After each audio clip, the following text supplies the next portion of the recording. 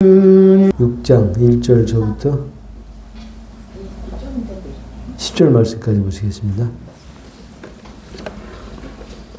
갈라디아서 6장 1절로 10절 말씀까지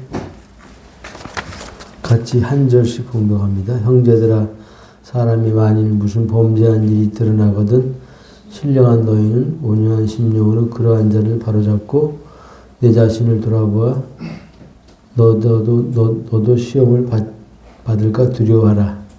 너희가 심령으로 그리하여 그리스도의 법을 성취하라. 만일 누가 아무것도 되지 못하고 된 줄을 생각하면 스스로 속임이니라. 각각 자기 일을 살피라. 그리하면 자랑할 것이 자기에만 있고 남에게는 있지 아니하리니. 각각 자기 짐을 질 것임이니라. 가르침을 받는 자는 말씀을 가르치는 자와 모든 좋은 것을 함께 하라. 스스로 속이지 말라. 하나님은 만원의 여김을 받지 아니하시나니 사람이 무엇으로 심든지 그대로 거두리라. 자기 육체를 위하여 심는 자는 육체로부터 썩어진 것을 거두고 성령을 위하여 심는 자는 성령으로부터 영생을 거두리라. 우리가 선을 행하되 낙심하지 말지니 피곤하지 아니하면 때가 이름에 거두리라. 그러므로 우리는 기회 있는 대로 모든 이에게 착한 일을 하되 더욱 믿음의 가정들에게 할지니라. 아멘. 4장은 복음과 율법에 관한 교리적 말씀이고 5장은 복음으로 자유케 된 자의 삶에 대한 말씀이고 6장, 오늘 6장은 바울의 마지막 갈라디아 교회 성도들을 향한 마지막 권면이죠. 예. 1절에 보니까 형제들아, 만일 사람이 무슨 범죄한 일이 드러나거든 신령한 너희는 온유한 심령으로 그러한 자를 바로잡고 내 자신을 돌아보아 너도 시험을 받을까 두려워하라 말씀합니다. 사람이 만일 무슨 범죄한 일이 드러나거든 공동체 안에서 이런 범죄한 일이 드러난다는 것이죠. 여기 범죄한 일은 뭐예요? 갈라디아서 5장 16절의 말씀에 육체의 소욕이 갈라디아서 5장 19절에 육체의 일이 드러나거든 그 말이에요. 육체의 일. 15가지 육체의 일이 나왔죠? 지난 주간에. 그죠? 그러니까 사람이 범죄한 일이 드러나거든 육체의 일이 드러나거든 어디서? 공동체 안에서. 그 갈라디아 교회 안에 육체로 사는 사람들이 있었다라는 거예요. 음행, 더러운 것, 호색, 우상숭배, 술수, 원수 맺는 것, 분쟁, 시기, 분냄, 당지는 것, 불리함, 이단, 투기, 술취함, 방탕함 이런 일을 하는 자가 드러나거든 신령한 너희는 공동체 안에 지체가 범죄한 일이 드러났을 때 어떻게 해야 되냐라고 말씀하고 있죠. 교회는 완전해요? 안전하지 않아요? 지상교회는? 네, 지상교회는 완전한 교회가 없어요. 이미 하늘에서는 이미 완성된 교회지만은 지상에 있는 교회는 그 완성된 교회가 이제 이루어져 가는 것이죠. 왜 그럴까요? 죄인들이 모였기 때문에, 육체를 가진 연약한 자들이 모였기 때문에 완전하지가 않고 넘어지는 일이 있다는 것이죠. 그러니까 지체 가운데 범죄한 일이 드러났거든 바깥으로 드러났어요. 그럴 때 신령한 너희는 온유한 심령으로 그러한 자를 바로잡아주라 그랬어요. 여기 신령한 너희는 누구예요? 신령한 자는 깊은 산 속에서 기도만 하는 기도원 원장이 아니고 십자가에서 예수와 함께 죽고 예수와 함께 부활하여 거룩한 성령을 받은 자가 신령한 자예요. 그러니까 저 여러분들이 신령한 자야 아니야? 신령한 자예요. 산 속에서 밥 안 먹고 금식기도 하는 그 자가 신령한 자가 아니고 예수와 함께 죽고 예수와 함께 부활되고 예수와 함께 하늘 보좌에 앉혀지고 약속의 성령을 받은 자, 그래서 성령을 쫓아 사는 자가 신령한 자라는 것이죠. 그게 영의 사람이라는 거예요. 온유한 심령으로 그러한 자를 바로잡아 주래. 온유한 심령이 뭐예요? 원어 성경에는 온유한 영으로 되어 있는데, 온유한 심령은 죄인을 바라볼 때, 범죄한 자를 봤을 때, 공동체 안에 지체 가운데 넘어진 자를 봤을 때, 육체에 15가지 일이 일어났을 때, 그 죄인을 바라볼 때 주인님의 마음으로, 긍휼의 마음으로, 불쌍히 여기는 마음으로 그를 바라보는 걸 말하는 거예요. 공동체 안에서 지체가 넘어졌을 때 그를 율법적으로 바라보고 그를 판단하거나 그를 정죄하거나 그를 비판하거나 그를 질책하거나 그를 심판하게 되면은 그 심령이 더 깊은 수렁으로 빠지게 돼 있어요. 이미 범죄에서 넘어진 지체는 이미 자기 마음 가운데 죄책감이 있을까 없을까? 죄책감이 이미 있어요. 죄의식도 있을까 없을까? 있어요. 그리고 정죄감도 있어요. 그리고 수치감도 있어요. 그리고 마음의 후회감도 있어요. 왜 내가 그렇게 넘어졌을까? 왜 이렇게 예수 믿으면서 육체의 일이 넘어졌을까? 후회감도 있어요. 그리고 마음의 깊은 절망감 가운데 빠져있는 상태가 있는 자가 바로 그 범죄에서 넘어진 자예요. 그러한 자를 향해서 율법으로 갖다 대서 판단하고 정죄하고 비판하고 질책하게 되면은 그를 더 깊은 수렁으로 빠지게 만드는 것이죠. 그리고 어떤 사람은 죄와 싸워? 피 흘리기까지 싸워야 돼. 이렇게 가르치는 자들이 있어요.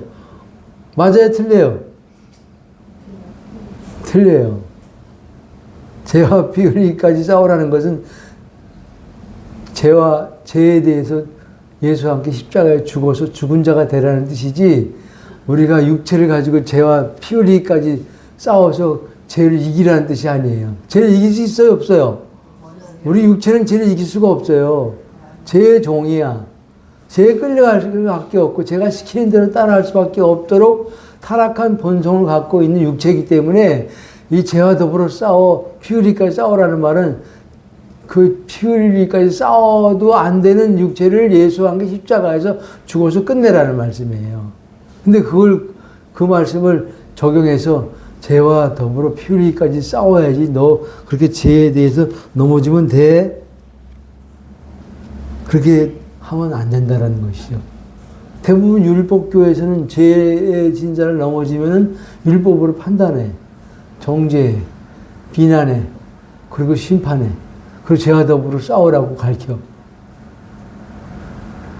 그러면 영원히 죄에서 벗어날 수가 없게 되는 거예요. 죄와 더불어 싸워서 이길 자는 예수님밖에 없어. 아담이 선악과 먹고 이미 범죄에서 타락해 버렸잖아요. 아담이 죄성이 우리 안에 들어왔는데 어떻게 그 죄성 가진 우리가 죄와 더불어 싸워 이길 수가 있겠어요? 잠깐은 이길 수 있어도 계속적으로 지속적으로 영원히 이길 수는 없는 거예요. 그래서 예수님이 이 땅에 오셔서 죄의 문제를 해결해 주신 거예요. 우리가 할 수 없기 때문에 그분이 십자가에서 죄의 문제를 해결해 주신 거예요. 형제가 범죄에서 넘어졌을 때에는 그를 일단 다가가서 위로해 줘야 돼. 위로해 줘야 돼. 격려해 줘야 돼. 격려해 줘야 돼. 손잡아 줘야 돼. 손잡아 줘야 돼. 괜찮다고 말해 줘야 돼. 사람은 다 죄에 넘어질 수 있다라고 얘기해 줘야 돼. 그리고 나도 예전에 더 많이, 당신보다 더 많이, 형제보다 더 많이 넘어졌다라고 자신의 연약함도 인정해주고 공감해줘야 돼. 그리고 죄는 이미 누가 가져갔어? 예수님이 십자가에서 다 가져가셨어라고 얘기해줘야 돼. 죄를 진 사람한테 죄에 대해서 질책하고 판단하고 비판하고 정죄하고 심판하면 안 되고, 네가 진 죄는 이미 예수님이 십자가에서 다 가져가셨어. 그리고 네가 진 죄는 네가 진 죄가 아니고 네 속에 있는 죄가 너를 죄짓게 만든 거야. 이렇게 정확하게 죄의 근원을 설명해 줘야 돼. 죄가 진 건 내가 진 거예요. 내 안에 죄가 죄를 짓게 한 거예요. 내 안에 있는 죄가. 그렇죠. 내가 진 죄가 아니야, 사실. 내가 진 죄는 없어. 나는 이미 옛사람이 죽었기 때문에. 근데 죄가 저질러졌어. 그건 누가 진 거야? 내가 아니요. 내 속에 거하는 죄니라 그랬잖아요, 사도 바울이.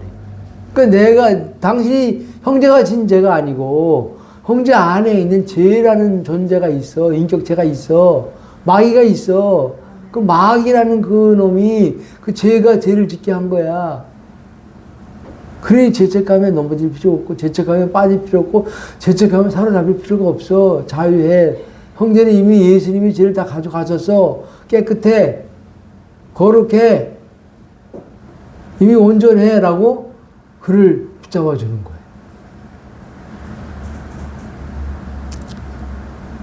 형제는 이미 그리스도와 연합된 자야. 형제 안에 누가 살아? 그리스도가 살아. 그 그리스도와 함께 연합된 자로 살면 돼. 형제는 이미 그리스도 안에 새로운 피조물이야. 이렇게 형제의 정체성을 얘기해 줘야 되는 거야. 죄를 판단하고 비판하고 정죄하고 심판하고 질책하는 게 아니고 형제는 이미 온전해. 죄는 예수님이 다 가져가셨어. 형제가 지은 죄가 아니야. 형제 안에 있는 죄가 죄를 짓게 만든 거야. 그게 넘어진 거야. 죄책감 가질 필요가 없어. 형제는 이미 그리스도와 연합된 새로운 피조물이야. 형제 안에 성령이 사셔. 이 육체의 소욕을 따라 살지 말고 누굴 쫓아 살아? 성령을 쫓아 그리스도를 쫓아 살면 돼. 다시 일어나면 돼. 이게 붙잡아주고 공감해주고 복음을 알려주고 자기의 그리스도 안에서의 정체성을 알려주면은 존재에서 행동이 나오는 거예요. 내가 육체에 속한 사람이라고 생각하면 절대 육체에서 벗어날 수가 없어. 나는 어디에 속한 자다? 그리스도께 속한 자다. 내 안에 누가 있다? 주님이 계시고 성령이 계신다. 내 안에 성령의 소욕을 따라 살면 된다. 이게 자기 정체성이 분명해지면 넘어지지가 않아요. 근데 자기 정체성이 불명하지 않고 그리스도 안에서 새 피조물 된 것을 모르고 그리스도 연합된 존재인 것을 모르고 자기 안에 예수 생명이 있는 것을 모르고 육체의 소욕에 속한 자인 것을 그렇게만 알고 육체의 소욕을 이기려고 하다가 넘어진 거예요. 정체성 싸움이에요. 정체성 싸움. 성령의 사람이라도 육체의 소욕이 일어나 안 일어나? 일어나는 거예요. 근데 이길 수 있을까 없을까? 이길 수 있어요. 성령의 소욕은 육체를 거스리고 육체의 소욕은 성령을 거스리냐니 둘이 대적하여 너희가 원하는 것을 하지 못하게 하느니라. 성령의 소욕을 쫓아서 살면은 육체의 소욕을 이루지 않는다 그랬어. 성령의 인도하심을 따라 살면은 육체의 소욕을 이루지 않는다 그랬어. 그러니까 우리 안에 성령의 소욕이 있어요. 주님과 연합되어 사는 소원, 그리스도의 생명으로 살고자 싶은 마음, 성령의 열매를 맺고 싶은 그 소원이 우리 안에 자동적으로 일어난다 그 말이에요. 그 소원을 따라 소욕을 따라 성령의 거룩한 욕심을 따라서 살면은 육체의 소욕이 힘을 발휘할 수가 없어. 그래서 그러한 자를 바로잡고 그랬어요. 바로잡고라는 것은 그 사람에게 그 넘어진 형제에게 그리스도 안에서 새롭게 된 정체성을 알려주라는 거예요. 너는 이미 새롭게 됐어. 너는 이미 온전해. 이미 그리스도 연합된 존재야. 새 피조물이야. 너희 안에 성령이 사셔. 그리스도가 계셔. 너는 십자가에서 죽은 자야. 육체와 정과 욕심은 십자가에 이미 죽었느니라 얘기했어. 이미 육체가 죽었다니까 십자가에서. 이 육체가 죽었기 때문에 힘을 발휘할 수가 없어. 그 소욕을 따라 살지 않아도 돼. 너는 새 피조물이야. 온전해. 거룩해. 그리스도 안에서 주님이 다 죄는 가져가셨어. 이렇게 정체성을 알려주고 육체의 소욕을 거부하고 성령의 소욕을 따라서 살도록 만들어주는 것이 그를 바로잡아주는 거예요. 이런 일을 저 여러분들이 할 수 있어야 돼요. 지체 안에 넘어진 자들이 있어. 갈라디아서 5장 19절을 같이 육체의 15가지 일들이 교회 안에 이루어질 수 있다고 말해요. 고린도 교회도 그렇게 아주 복잡했어요. 그런 일이 많이 일어났어요. 근데 사도 바울이 뭘로 그걸 고쳤어? 복음 하나로 다 고쳤잖아요. 복음만이 치료제예요. 복음을 알려주는 거예요. 복음을 들려주는 거예요. 복음을 설명해 주는 거예요. 복음 안에서 새로운 정체성을 그에게 알려주고 확인시켜 주는 거예요. 그러면 그 존재에서 새로운 삶이 나오는 거예요. 새로운 피조물, 새 사람에게서 새로운 삶이 나오지. 아직도 자기가 옛사람인 것을 알고 육체에 속한 자인 것을 알고 있으면 여전히 육체에 속한 삶을 벗어날 수가 없게 돼 있어요. 그 바로 잡아주라는 것은 뭐예요? 정체성을 알려주라는 거예요. 그리스도 안에서 새롭게 된 정체성을 알려주라는 거예요. 새 생명 얻은 자임을 알려주라는 거예요. 나는 죽고 누가 살아 내 안에? 그리스도가 사신다는 사실을 이미 이루어진 사실을 알려주는 거예요. 그러면 그리스도로 살게 돼 있어요. 성령의 소욕을 따라 살게 돼 있어요. 성령이 너희 안에 성령이 오신 것을 알려주면은 성령의 소욕이 우리 안에 일어나게 돼 있고 성령의 그 소욕을 따라서 살게 돼 있고 성령의 소욕을 따라 살면 무슨 열매가 맺혀? 성령의 9가지 열매가 조롱조롱 저절로 자연스럽게 맺혀지게 돼 있다 그 말이에요. 성령의 열매를 내가 어렵게 만드는 게 아니에요. 내 육체를 가지고 죄를 앉아서 만드는 게 아니야. 성령이 우리 속에 오셨기 때문에 가능한 거예요. 성령이 우리를 이끄시기 때문에 가능한 거예요. 성령이 이끄실 때 내가 그걸 따라가면, 순종하면은 그 성령이 이끄시면 내가 순복하고 내 삶을, 내 몸을, 내 육체를 드리면은 신기하게는 내 삶 가운데 내 육체 안에서 성령의 육체 열매가 아니고 성령의 열매가 맺혀지게 되는 거예요. 자연스럽게. 예전에 우리 교회 안에 벌써 10년 넘었죠? 15년 정도 됐죠. 우리 교회 안에 어느 여집사님과 남자 초신자와 성적으로 불미스러운 일이 일어났어요. 드러났어요. 남자는 새신자인데 여자는 교회 30년 믿은 집사예요. 근데 그런 일이 일어났어. 그래서 내가 그 집사님을 아주 붙잡아 놓고 아주 율법으로 심하게 실책했어요. 집사님 하나님 앞에 무슨 뭐를 받으려고 그런 일을 했냐고. 집사가 돼가지고 그럴 수 있냐고. 하나님 무섭지도 않냐고. 회개해야 된다고. 그냥 회개 갖고 되겠어? 3일 금식 작정 회개 기도해야 된다고. 그래서 그 집사님을 호되게 질책하고 금식 기도 오늘 데려가서 같이 나도 가고 그 집사님도 가고 그래서 나도 3일 금식하고 그 집사님도 3일 금식하고 기도 3일 금식하고 뭐만 했을까? 회개만 했어. 회개. 하나님 잘못했습니다. 용서해 주세요. 내가 죄를 졌나이다. 하나님 이 집사님이 죄를 진 것은 내 탓입니다. 그 집사님도 회개하라고 그러고 3일 동안 밥 굶으면서 3일 금식하고 돌아왔어요.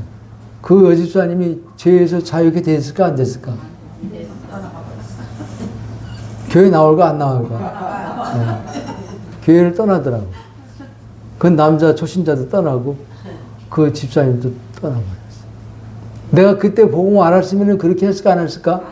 그렇게 안 했지. 집사님 넘어질 수 있어. 괜찮아. 이미 주님이 그 죄는 다 가져가셨어. 집사님은 그리스도 안에서 깨끗해. 거룩해.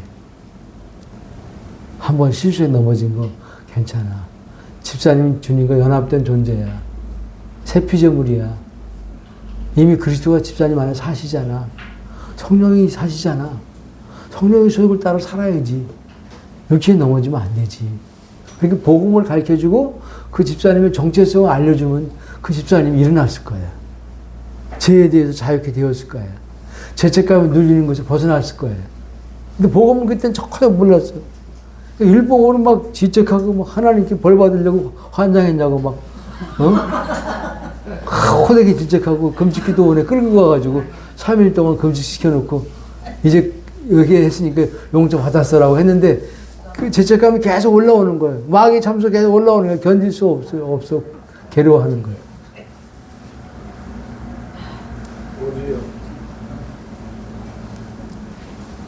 복음만이 죄에서 우리를 자유케 해주고 율법에서 우리를 자유케 해주고 마귀로부터 우리를 자유케 해주고 세상으로부터 우리를 자유케 해주는 게 복음이야. 그 복음을 알면은 자유케 되는 거예요. 아멘. 복음을 알려주면 그가 죄에 넘어져도 자유케 될 수가 있어요. 그 교회는 뭐가 풍성해야 돼? 율법이 풍성해야 돼? 복음이 풍성해야 돼? 복음만 풍성하면 성도들이 살아나.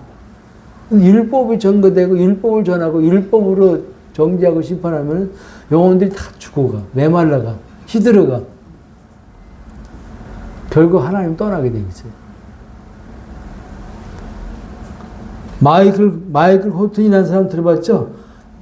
그리스도 없는 기독교라는 책을 쓴 사람. 그 마이클 호튼이라는 개혁주의 신학자인데 이 사람이 동성애를 치료하는 전문가야. 동성애자를 치료할 때 어떻게 치료하냐면은 복음적인 방법으로 치료해요.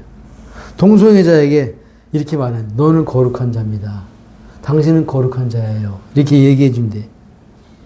동성애를 회개하라. 동성애를 끊으라. 동성애를 고치라. 멀리하라. 이게 이렇게 말하는 게 아니고 당신은 거룩한 자입니다. 당신은 그리스도 안에서 이미 거룩하고 온전하게 되었습니다. 이렇게 말해준다라는 거예요. 당신이 동성애를 하고 안 하는 건 중요한 게 아닙니다. 당신은 그리스도와 연합된 새로운 피조물입니다. 이미 거룩해졌습니다. 이렇게 말해준다는 거예요. 이게 마이클 호튼이 동성애자를 치료하는 방법이래. 그럼 신기하게도 동성애자들이 이 말을 듣고 내가 거룩해? 내가 그렇게 연합된 존재야? 동성애 하고 안 하는 게 중요한 게 아니야? 내가 새 피조물이야? 이걸 알고 나니까 자연적으로 동성애에서 벗어나게 되고 자유게 되는 일이 일어난다는 거예요. 신기하죠, 복음이. 그를 동성애 하지 마세요. 끊으세요. 금식하세요. 죄와 싸워 이기세요. 이렇게 말해준 게 아니고 그건 율법적인 방법이에요. 그래서 동성애 벗어날 자가 없어요. 존재를 알려주는 거, 존재. 정체성을 알려주는 거, 정체성. 너는 그리스도 안에서 새로운 피조물이 됐습니다. 연합된 존재가 됐습니다. 거룩한 존재가 됐습니다. 당신 안에 그리스도가 사십니다. 그러면 그렇게 말해줬더니 신기하게 동성애를 멀리 하게 된다는 거예요. 안 하게 된다는 거예요. 자유게 된다는 거예요. 이렇게 동성애를 자유게 된 자가 거기서 끝나서 집으로 돌아갔어. 집에 돌아갔더니 엄마가 너 동성애하면 안 돼. 동성애하면 우리 집에 살 수 없어. 동성애하면 하나님 심판해. 동성애 하지 마.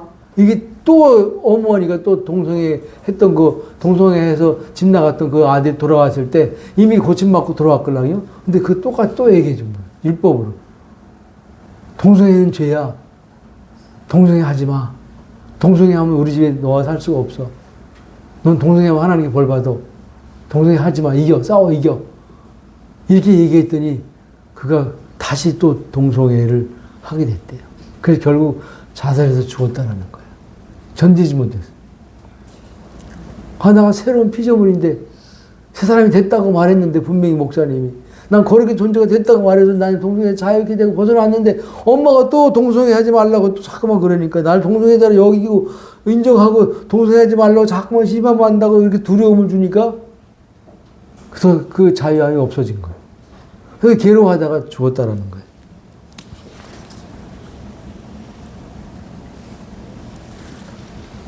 우리는 그리스도 안에서 새로운 피조물이 됐습니다. 그래서 연합된 새 생명이 됐습니다. 예. 그러면 새 피조물 안에 새로운 삶이 저절로 나오는 거예요. 새 사람에게서 새 삶이 나오지 옛 사람에게서는 옛 생활밖에 안 나와. 죄밖에 안 나와. 근데 내가 옛 사람이 죽었고 새 사람이 되었다라는 이 정체성을 분명히 갖게 되면은 내 삶이 신기하게도 달라지고 변화된 삶이 나오게 돼 있어요. 이게 먼저지 행위가 먼저가 아니야. 존재가 먼저야.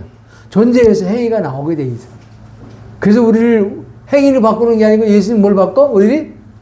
우리의 존재를 바꿔버렸잖아. 누구든지 그리스도 안에 있으면 새로운 피조물이라. 됐어 안 됐어? 됐어라고 말하는 거예요. 난 새 피조물이야. 물론 죄가 나와도 가끔가다 이렇게 넘어져도 상관없어. 그건 그건 먼지 같은 거 먼지 묻으면 그냥 털어버리면 돼. 여전히 나는 새 피조물이고 새 사람이고 새 생명이고 그리스도 연합된 존재야. 이걸 놓치지 않으면 마귀가 우리를 속일 수가 없고 육체의 소욕이 우리가 질 수가 없어요. 넉넉히 이길 수가 있어요. 2절에 너희 짐을 서로 지라 그랬죠. 그리하여 그리스도의 법을 성취하라 그랬죠. 여기서 짐은 헬라어로 바로스 짐인데 배에다 큰 화물선에다가 싣는 큰 화물짐을 말한대요. 무거워 가벼워 이 짐이. 무거운 짐이죠. 배에다 싣는 짐이 얼마나 무거워. 자동차도 배에다 실어버리는데.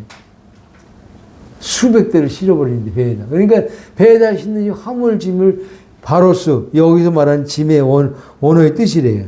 그러니까 무거운 짐이야 무거운 짐. 세상에서 제일 무거운 짐이 무슨 짐이야? 제 짐이지 제 짐. 제 짐이 가장 무거운 짐이야. 찬송가 가사에도 제 짐을 지고서 고나거든 내 마음속에 주 영접하며 제 짐을 지고 허덕이거든. 시편 38편 4절에 내 죄악이 내 머리에 넘쳐서 무거운 짐 같으니 감당할 수 없나이다. 다윗이 고백했어요. 내 죄악이 내 머리에 넘쳐서 무거운 짐 같으니 감당할 수가 없나이다. 신자가 죄를 지었을 때 만일 복음을 모르면 어떻게 될까? 죄책감에 빠지게 돼 있어요. 정죄감에 빠지게 돼 있어요. 양심의 가책에 눌리게 돼 있어요. 사단의 참소에 넘어가게 돼 있어요. 구원의 확신이 흔들려 안 흔들려? 신자, 복음 모르는 신자는 죄 짓고 나면 구원의 확신이 흔들려. 오늘 밤 오시면 큰일 나는데. 예수님 오늘 밤 오시면 난 끝장이야. 이 복음 모르는 신자가 죄에 넘어지면 이렇게 구원의 확신도 흔들리고 사단의 참새에 넘어가고 죄책감에 눌려서 신음할 수밖에 없는 거예요. 이 무거운 짐에서 벗어나게 해주는 것이 죄짐을 서로 지라는 것이고 서로 져주는 것이고 무슨 법을 성취하는 거예요? 그리스도의 법을 성취해 주는 거예요. 이게 그리스도의 법을 성취하는 거예요. 다른 사람이 넘어진 죄를 내가 벗겨주는 거, 거기서 벗어나게 해주는 것이 사랑의 법이고 그리스도의 법을 성취하는 거예요. 지체를 죄짐에서 벗어나게 해주려면 율법이 아니고 복음을 잘 풀어서 설명해 줘야 돼. 아까 우리 자매가 우리 유기선 형제한테 복음을 잘 설명해 주더라고. 내가 들어오니까. 그렇게 복음 모르는 지체에게 복음을 잘 설명해 주는 거예요. 왜? 그 지체가 복음 모르니까 죄에 넘어질 때 죄책감에 시달리고 정죄감에 빠지고 사단의 참소에 시달리고 양심의 가책에 눌리고 구원의 확신이 흔들리니까 구원이 흔들려 버리니까 실족하게 된다 그 말이에요. 그 자매가 우리 유기선 형제를 이 키아준 커튼 프랑카드 젖혀놓고 하나하나 설명해 주더라고. 이해 잘하게. 그게 제 짐에서 죄 벗어나게 해주는 유일한 비리예요. 형제의 죄는 없어. 이미 깨끗해. 형제는 이미 거룩한 자야. 죄 지은 것도 형제가 지은 것이 아니고 형제 안에 있는 죄가 형제로 하여금 죄를 짓게 만든 거야. 죄를 짓게 하는 장본인은 마귀지 형제가 아니야. 형제는 이미 그리스도 연합된 자야. 새 피조물이야. 온전해. 갈라디아 5장 24절에 그도 예수의 사람도 육체와 함께 정과 욕심 십자가 못 박아 죽었다고 이미 약속했어. 말씀하셨어. 이게 사실이야. 그렇게 형제가 죄책감에서 벗어나서 그리스도의 생명으로 그리스도의 성령으로 그리스도 연합된 새 피조물로 살도록 말씀으로 복음으로 잘 이끌어주는 것. 이것이 무슨 법을 성취하는 거예요? 그리스도 법을 성취하는 거예요.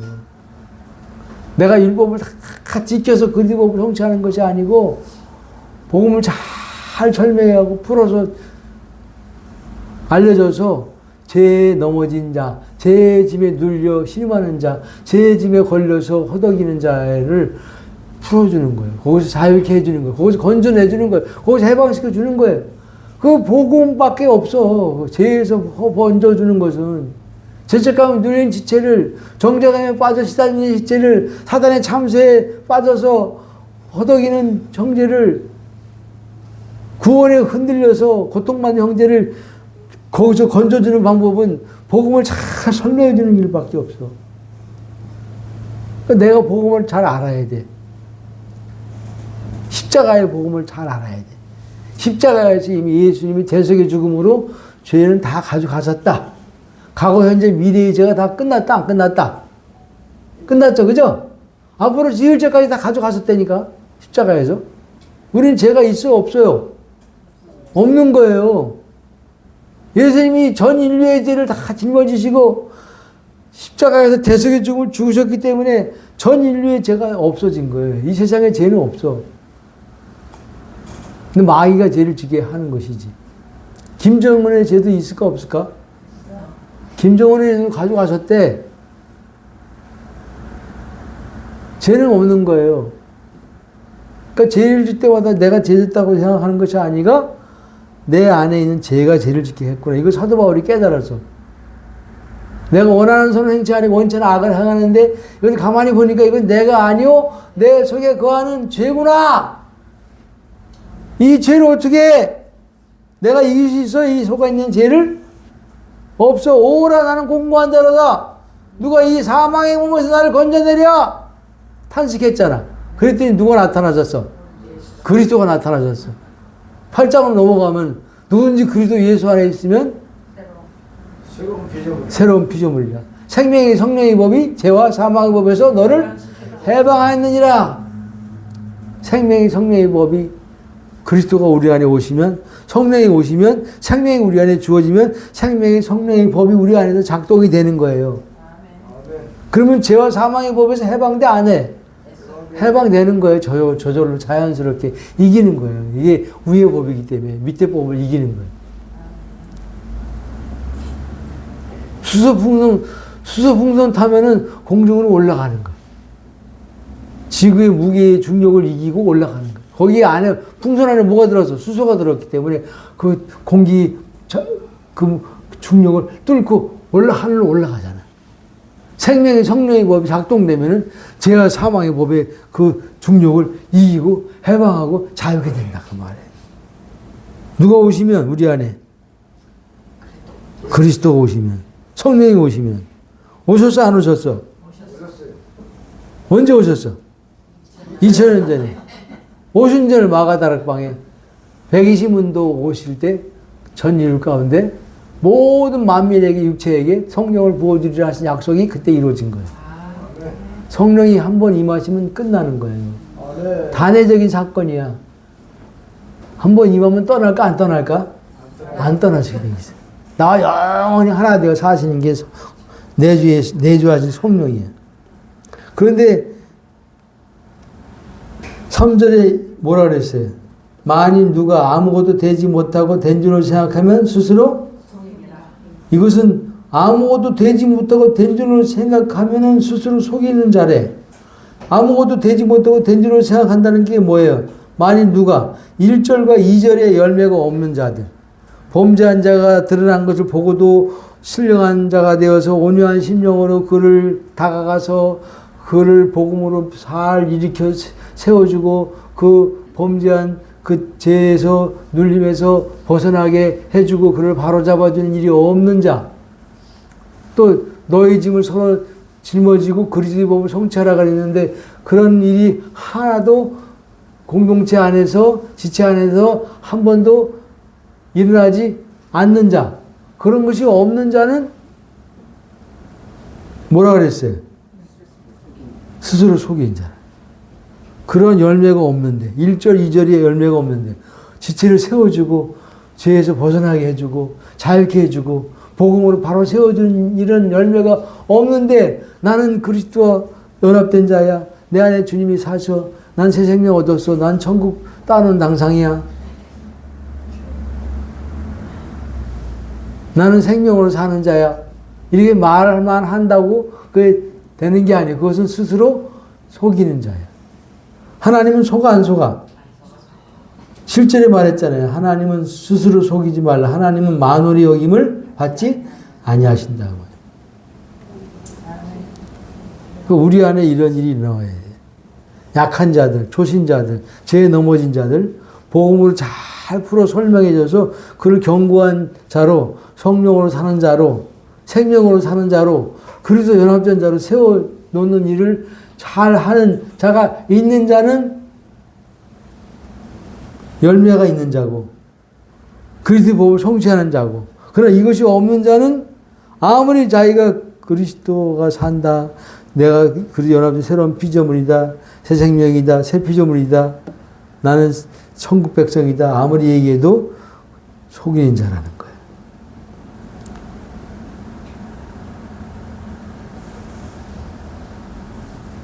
(6절에) 가르침을 받는 자는 말씀을 가르치는 자와 모든 좋은 것을 함께 하라 그랬죠? 6절에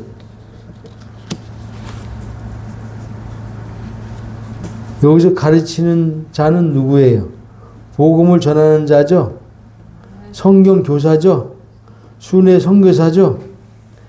여기 가르치는 자는 바울이라기보다는 당시 갈라디아 교회 여러 교회에 속해 있는 복음 전하는 자, 성경 가르치는 교사, 그리고 순회하면서 복음을 여기저기 다니면서 나가네트는 다니면서 복음을 전하는 순회 전도자가 있었어요. 이 자들을 말하는 거예요. 바울 이 자들을 어떻게 하라? 모든 좋은 곳을 함께 하라 그랬어요. 복음을 가르치는 것과 가르치는 받는 자가 교회 안에는 반드시 있어야 돼요. 누군가는 가르치고 누군가는 배우는 일이 있어야 돼. 이것이 교회가 세워지는 방법이야. 예수님도 제자들에게 3년 반 동안 천국 복음을 가르쳤어요. 초대교회는 모이기만 하면은 사도들이 성도들을 가르쳤어요. 안디옥 교회도 바울과 바나바가 안디옥 교회 1년간 성도들을 집중적으로 복음을 가르쳤더니 뭐라고 불리웠다? 안디옥 교회 성도들이 세상 사람들에게 뭐라고 불리웠다? 그리스도인이라고 불리웠다. 1년 동안 집중적으로 복음을 가르쳐 주었더니 그리스도인이라는 정체성이 생기니까 그리스도처럼 살게 되니까 세상 사람들로 하여금 그리스도인이라 부르자. 저는 그리스도처럼 사는 자니까 저들 안에 그리스도가 사시는 것이 틀림없으니까 저들을 그리스도인이라고 따로 불러주자. 이렇게 해서 생긴 이름이 그리스도인이요. 이게 사도 바울과 바나바가 1년 동안 복음을 집중적으로 가르친 열매라니까. 교회 안에 가르침이 있어야 되고 가르침을 받는 자가 있어야 돼. 그래야 교회는 든든하게 세워지는 거예요. 가르치는 것도 없고 가르침 받는 것도 없으면은 교회는 세워질 수가 없어요.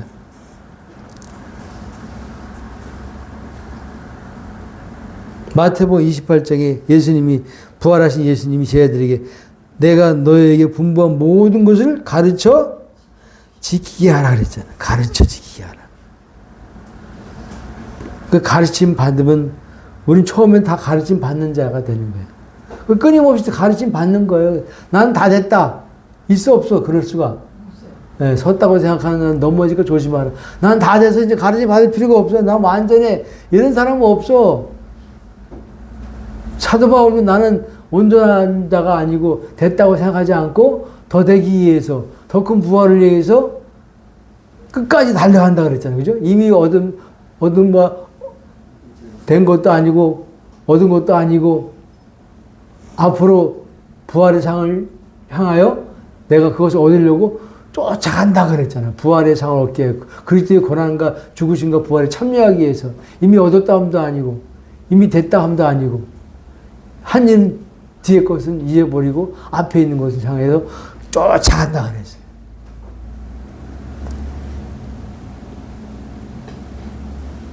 우리 중에 같이 출발했어요. 전 목사님 복음부터 같이 출발했어. 그런데 앞서거니 뒤서거니 해. 물론 함께 가지만은 차이가 나. 열심히 있는 자가 확실히 빨라. 유튜브도 열심히 듣고 세미나도 열심히 참석하고 또 모임도 나눔의 모임도 열심히 참석하는 자들은 빠르긴 빨라.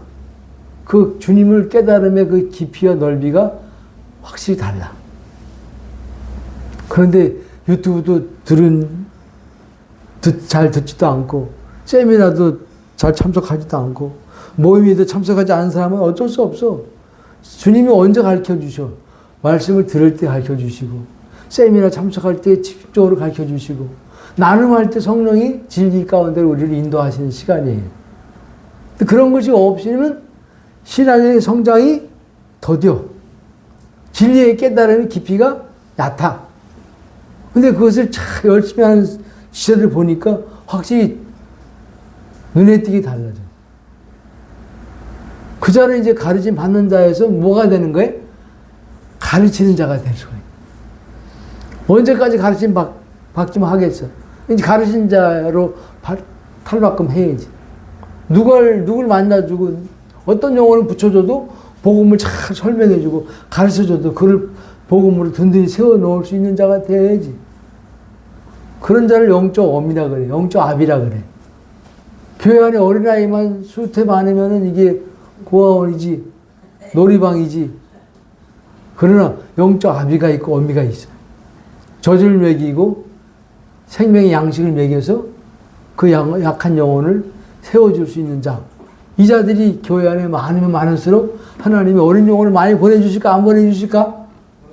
네, 여기 젖이 풍성한데 생명의 꼴이 풍성한데 젖을 먹일 자들이 넘치는데 새신자 양육자들 받아야 될 자들을 많이 보내주셔. 근데 하나님 보내줄 수가 없는 이유는 젖이 나오는 자가 없어. 진리의 깨달음에 깊은 자가 없어. 아비의 단계에 이른 자가 없어. 어미의 단계에 이른 자가 없어. 영적 아비가 아니야. 이런 자들이 없으면은 주님도 맡길 수가 없는 거야. 고원에다 어떻게 맡겨?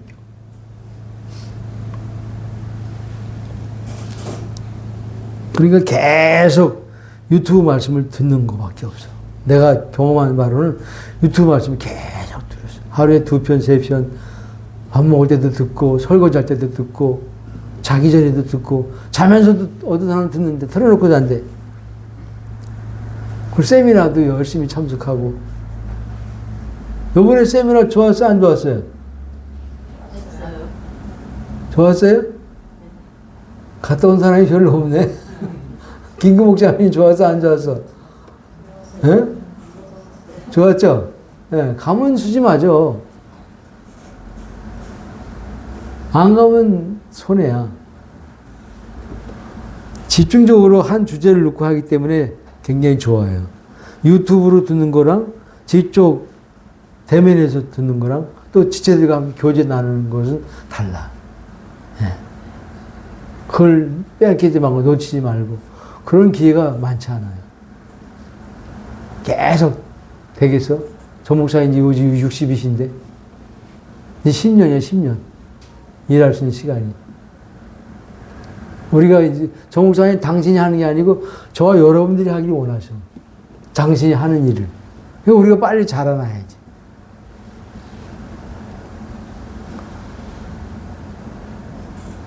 여기 모든 좋은 곳은 함께 하라 그랬죠? 누구와 함께? 가르침을 받는 자는 말씀을 가르치는 자와 모든 좋은 곳을 함께 하라. 모든 좋은 곳은 영적인 것뿐만 아니라 가르침 받는 자와 영적인 생명을 나누고 간증을 나누고 실제를 나누는 것이 너무 좋은 거예요. 둘이 가르침 받는 자와 가르치는 자와 영적인 것을 나누는 건 너무 좋은 거야. 기왕. 그러나 그것뿐만 아니라 물질적인 것, 경적인 것도 포함된다라는 거야.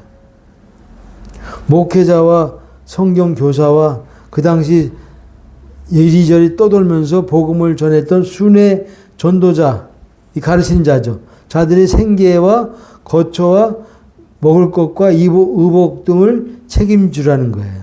이게 사도 바울의 권면이에요. 왜 그렇게 하라고 했을까? 그렇게 해야만 그들이 뭐만 집중해?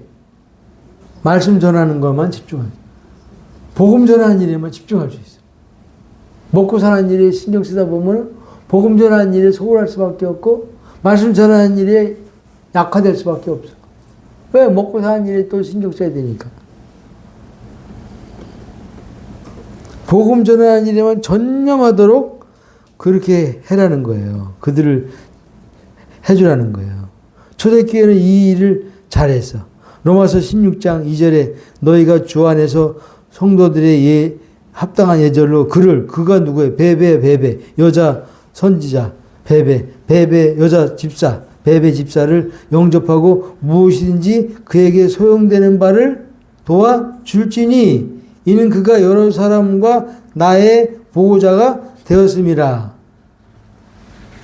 빌립보서 4장 15절에 빌립보 사람들아 너희도 알거니와 복음의 시초에 내가 마게도냐를 떠날 때 주고받는 내 일에 참여한 교회가 너희 외에 아무도 없었느니라. 데살로니가에 있었을 때에도 너희가 한 번, 두 번 나의 쓸 것을 보내었도다. 바울이 지금 빌립보 성도들을 칭찬하고 있어요. 자기의 쓸 것을 도와준 거에 대해서 감사하고 있어요. 빌립보 지역에 자주장사 누가 있었어요? 루디아가 있었죠? 루디아가 바울이 빌립보 지역에 딱 도착했을 때 복음을 전했을 때 제일 먼저 복음 받아들인 자가 누구야?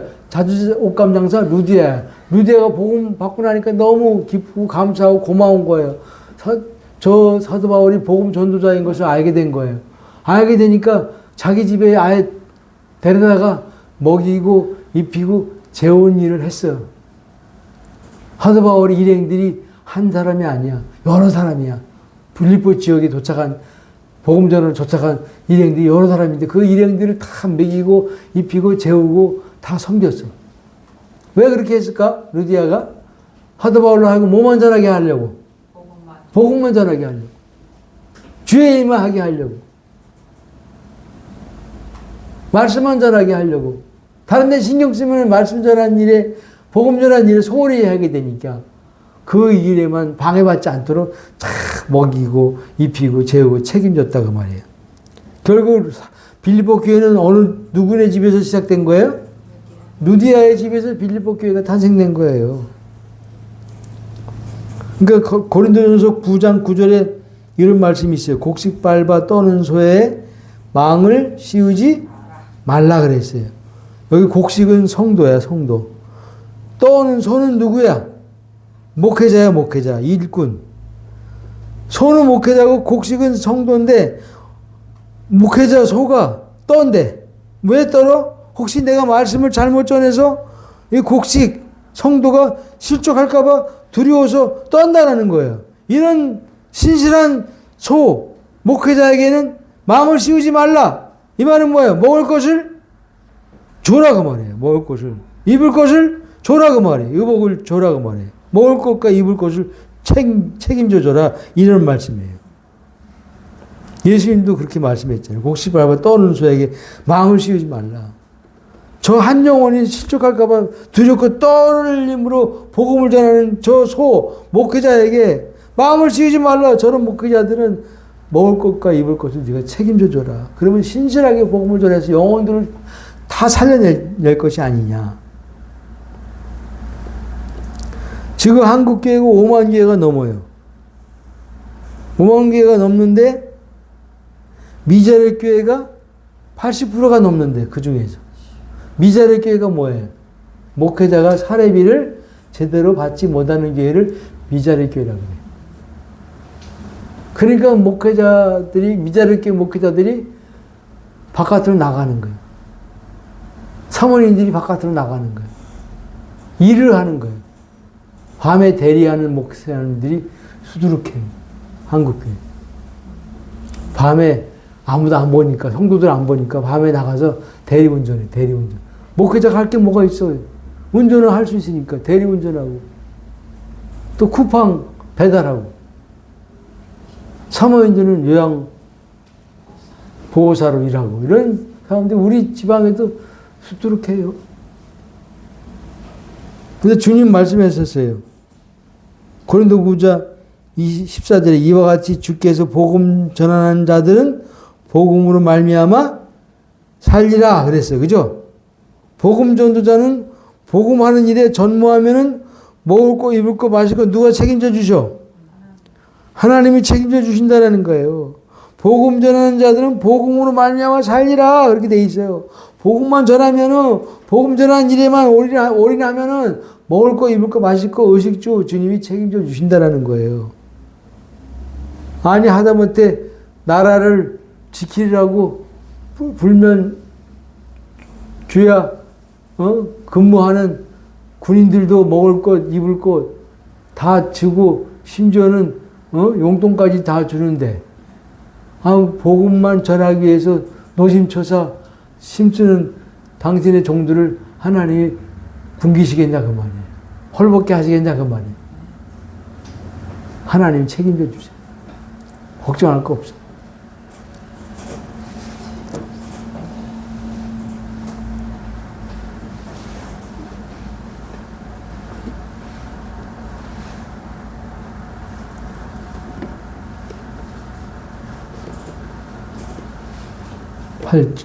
팔 절에 자기의 육체를 위하여 심는 자는 육체로부터 썩어질 것을 거두고 성령을 위하여 심는 자는 성령으로부터 영생을 거두리라. 육체를 위하여 심는 자가 누구예요? 육체를 위하여 심는 자는 반드시 썩어질 것을 걷는데 썩어질 것은 뭐예요? 썩어질 것은 성령으로부터 심는 자는 성령으로부터 영생을 거두고 영생의 반대말이 뭐예요? 멸망이죠? 육체를 위하여 심는 자는 육체로부터 멸망을 거두고 성령을 위하여 심는 자는 성령으로부터 영생을 거두리라. 멸망과 영생이 쫙 갈라지는 거예요.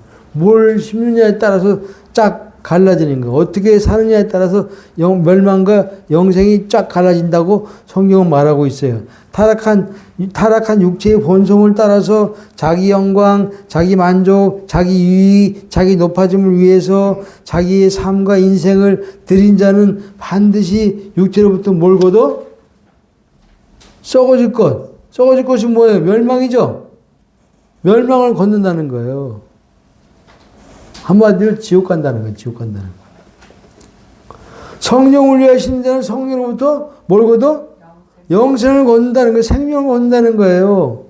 그리스도의 생명으로 살고 나는 죽고 그리스도로 살고 내 안에 성령을 쫓아서 오직 그리스도의 영광, 그리스도의 만족, 그리스도의 자랑을 위해서 사랑을 구하며 사는 자는 성령으로부터 반드시 영생, 생명을 걷게 되고 열매를 맺게 된다는 거예요.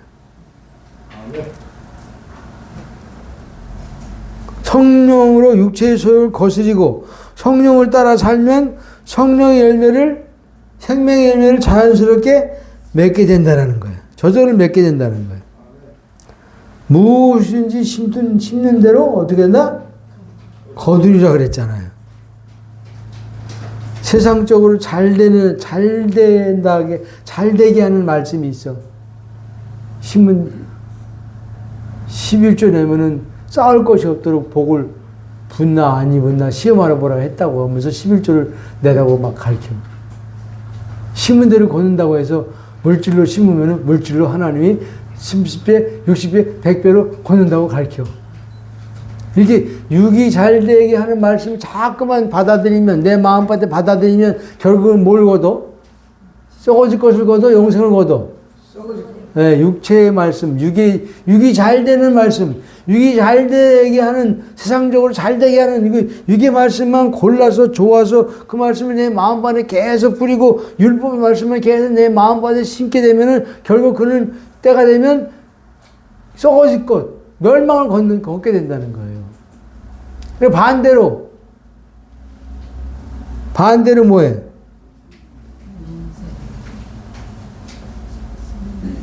성령을 위하여 심는 자는 육이 잘 되는 것이 아니고 영이 잘 되는 것.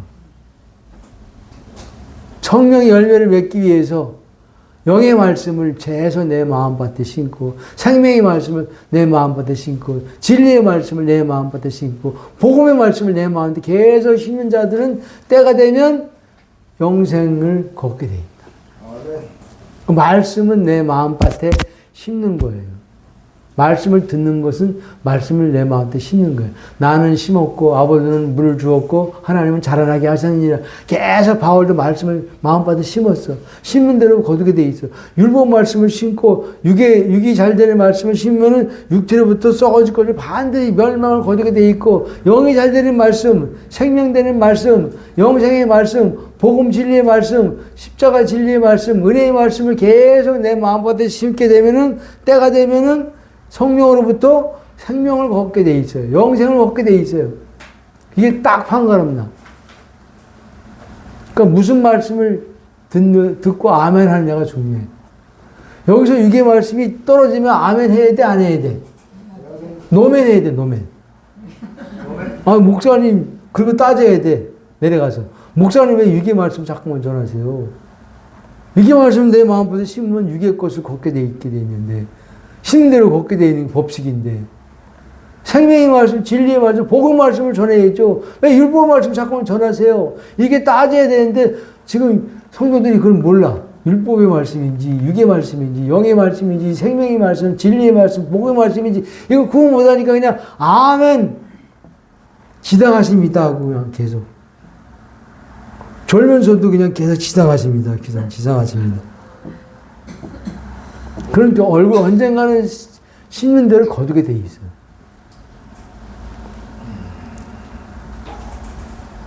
여러분 생명의 말씀만 마음밭에 심기 바랍니다. 진리의 말씀, 십자가 복음의 말씀만, 은혜의 말씀만 심게 되시기 바랍니다. 때가 되면 걷게 돼 있어. 걷지 말라 그래도 봄에 심으면 가을에 낫게 돼 있어. 낫지 말라 그래도 열매 맺게 돼 있어. 그것으로 나눠지는 거예요. 심은 대로 걷게 돼 있어. 육체를 위해 심는, 성령을 심는 자, 나눠지게 돼 있어. 복음의 말씀을 심는 자, 육의 말씀을 심는, 내 마음밭에 심는 자, 나눠지게 돼 있어. 마지막으로 9절에 우리가 선을 행하되 낙심하지 말지니 피곤하지 아니하면 때가 이름에 거두리라. 선을 행하되, 여기서 선은 칼로스, 빨간색으로 돼 있죠? 빨간색으로. 그러니까 누구 색깔이야?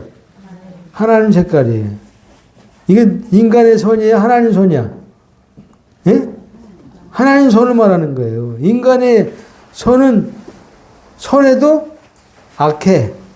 예, 선악과 먹고 타락한 죄인의 하나님 선은 하나님 받을 수 있어 없어? 선악과 먹고 타락한 인간의 선은 하나님이 받을 수 없어요. 선한 행위도 하나님이 받지 않아요. 왜냐면 인간의 선은 악과 똑같아. 인간의 선은 악의 그림자가 따라붙어. 선과 악의 뿌리가 같아, 달래? 같아. 그러니까 거기서 나오는 뿌리에서 나오기 때문에 선도 악이고 악도 악이야. 근데 인간 세계에서는 선과 악을, 인간이 선과 악을 구분하지만 하나님은 똑같이 보는 거예요. 그래서 하나님 인간의 선을 받지 않으셔. 인간의 선한 행실도 안 받으셔. 거부하셔. 아벨의 그 제사를 거부하시고 그 곡식을 거부하셨잖아요. 인간의 선을 하나님께 갖고 왔기 때문에 그래. 자기 노력으로 열심히 해서 좋은 거 골라왔지만 하나님은 거부하셨어요. 아벨은 뭘 가지고 왔어? 어린 양의 피만 가지고 왔어. 어린 양의 기름만 가지고 왔어. 십자가의 피를 의지하고 보혈을 의지하고 성령을 의지하고 나갔더니 아벨은 받았잖아요. 하나님 받는 거는 예수 그리스도 아들밖에 안 받아. 우리는 받을까 안 받을까? 우리 건 안 받아. 아무리 좋은 곳이라도 하나님은 안 받아. 냄새나는데. 왜? 선악과 먹고 부패하고 타락한 존재에서 나오는 거기 때문에 배설물과 똑같은 거예요. 더러운 거예요. 우리 안에 있는 아들 예수 그리스도에게서부터 나온 것만 하나님은 향기로운 예물로 받으시는 거예요. 그래서 에베소 2장 10절에 하나님의 선이 뭐예요? 여기 선을 행하라 그랬는데 때가 되면 낙심하지 말고 때가 되면 거둔다 그랬는데 에베소 2장 10절에 우리는 그의 만드신 바라 그래도 예수 안에서 선한 일을 위하여 지으심을 받은 자니. 무슨 일을 위해서 지으심을 받았대요? 선한 일을 위하여 지으심을 받았대. 그래도 예수 안에서 우리는 그의 만드신 새로운 피조물인데 선한 일을 위해서 새롭게 지음받은 자래. 그래서 예수 안에서 선한 일은 뭐예요? 쌀, 김치, 의복, 연탄 나눠주는 것이 아니고 그건 구청에서 더 잘해. 동사무소에서 더 잘해. 교회에서도 해도 되고 안 해도 돼 그것은. 근데 이 선한 일은 반드시 해야 돼. 이 선한 일이 뭐예요? 그리스도의 생명으로 사는 것을 말해. 우리는 그의 만드신 바라. 새로운 피조물이래. 새로운 피조물 안에 새로운 생명이 들어와서 안 들어왔어? 들어왔으니까 그 생명으로 사는 것을 말하는 게요. 그것이 선한 일이래. 그리스도 예수 안에서. 그리고 다른 사람을 진리의 복음을 전해줘서 가르쳐줘서 설명해줘서 풀어줘서 그도 그리스도의 생명으로 살게 만들어주는 일이 이게 하나님의 선한 일이야. 이게 하나님의 기쁨이야. 이게 하나님의 소원이야. 너도 그리스도 생명으로 살아. 새 피조물 되었으니까. 너만 살아 아니야. 아직 안 된 자들을 붙잡아주고 붙잡아서 복음을 잘 설명해서 풀어줘서 너도 그리스도 생명 가진 자야라고 알려줘서 그리스도 생명으로 살게 해주는 것이 하나님의 선한 일을 위해서 새롭게 지음받은 자라 그 말이에요. 우리는 그렇게 됐어 안 됐어? 그렇게 된 자예요. 우리는 그의 만드신 바라 새 피조물이라는 거예요. 그래서 예수 안에 선한 일을 위해서 지으심을 받은 자라. 선한 일은 뭐예요? 내 생명, 옛 생명, 아담의 생명을 사는 게 아니고 내 안에 주어진 그리스도의 생명으로 사는 것. 이게 그리스도의 삶이야. 나만 그렇게 살아? 아직 그렇게 못 사는 자들을 붙잡아 놓고 복음을 잘 설명해서 잘 풀어줘서 잘 가르쳐서 너도 그리스도 생명 가진 새로운 피조물이야. 내 안에 예수 생명이 있어. 그 생명으로 살면 돼. 이렇게 가르쳐 주는 거예요. 그래서 그 생명으로 그가 살면은 그게 선한 일을 한 거예요. 이 선한 일을 한 거에 대해서 하나님은 갚아주신다, 안 갚아주신다? 갚아주신다. 네, 여기 그랬잖아요. 때가 되면 반드시 거두리라. 하나님의 때에 반드시 거두는 거예요. 무슨 상을 준다는 것이 상이 따른 게 아니야. 내가 복음을 전했더니, 내가 복음을 풀어서 설명해 줬더니, 저 지체가 생명으로 사네? 이거 보는 게 상이야. 이거 보는 게 기쁨이야. 이거 보는 게 즐거움이야. 이게 보는 게 하나님의 기쁨이고 나의 기쁨이야. 저 지체가 예전에는 아담의 생명으로 자기로 살았는데 이제는 그리스도로 사네? 내가 복음을 잘 설명해서 풀어서 가르쳐줬더니 이제 내가 그리스도 사는 삶이 이루어졌네? 이거 보는 기쁨보다 더 큰 상이 어딨어? 너는 이미 상을 받았느니라. 천국 가서 상 받는 게 아니에요.